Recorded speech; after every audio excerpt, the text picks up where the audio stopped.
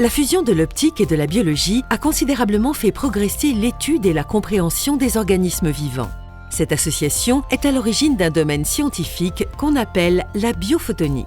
Elle consiste à s'appuyer sur des techniques optiques et les propriétés de la lumière dans le but d'observer, d'analyser ou de manipuler la matière vivante. Tout a commencé en trouvant le moyen de rendre les échantillons biologiques sensibles à la lumière.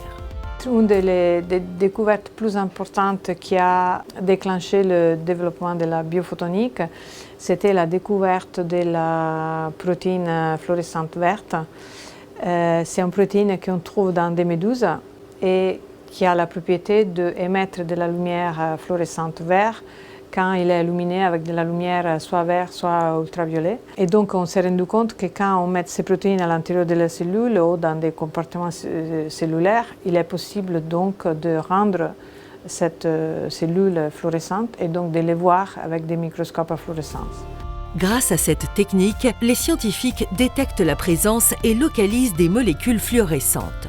Cela leur permet notamment d'étudier les tissus biologiques et la morphologie ou le fonctionnement de la cellule, l'unité de base de tous les êtres vivants. Par exemple ici, la structure de la cellule apparaît en rouge et son noyau en bleu. Ici, les scientifiques étudient les mécanismes d'infection d'une cellule en vert par des bactéries en rouge. Petit à petit, les techniques se sont perfectionnées pour répondre à de nouveaux enjeux. Selon la question biologique, il est devenu nécessaire de pouvoir regarder des objets très petits, mais aussi regarder plusieurs cellules, regarder des cellules dans des gros volumes, regarder des cellules très en profondeur dans des tissus épais ou même dans des animaux vivants. Et donc tout ça a demandé le développement des techniques de microscopie de plus en plus performantes. Aujourd'hui, il existe plusieurs façons d'observer le vivant en combinant la fluorescence avec des dispositifs optiques sophistiqués. Parmi eux, il y a la microscopie confocale. Elle permet d'obtenir des images beaucoup plus nettes qu'avec un microscope traditionnel. Avec la microscopie biphotonique, les scientifiques obtiennent des images de cellules situées en profondeur dans les tissus comme ces neurones.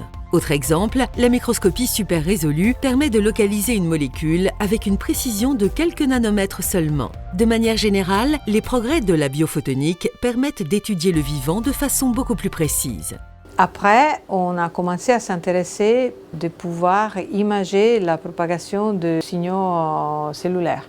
Notamment ça, dans le domaine de la neuroscience, c'est quelque chose de très important parce que pour comprendre comment le cerveau marche, il faut essayer de comprendre comment les signaux ils se propagent à l'intérieur des cellules neuronales. Désormais, il est possible de suivre l'activité des neurones en temps réel avec une précision de l'ordre de la milliseconde. Plus étonnant encore, les scientifiques contrôlent eux-mêmes l'activité électrique des neurones. Pour cela, certains d'entre eux sont rendus sensibles à des longueurs d'onde particulières de la lumière. Puis, ils sont éclairés pour induire l'émission d'un signal électrique.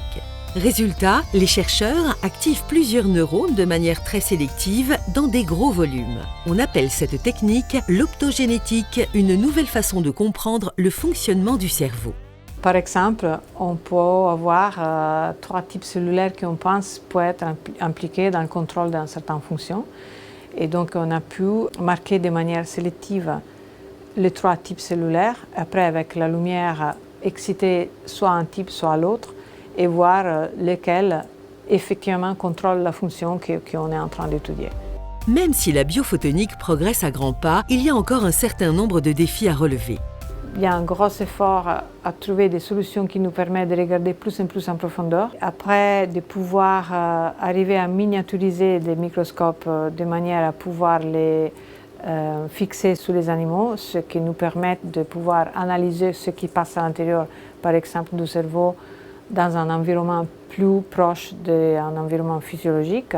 Mais l'innovation dans ce domaine nécessite des instruments coûteux. C'est pourquoi la recherche en biophotonique s'appuie sur des programmes qui apportent un soutien financier comme le DIMELICIT. D'ailleurs, celui-ci a un autre rôle essentiel. Pour pouvoir avancer dans le domaine de la biophotonique, il faut la photonique, il faut la biologie.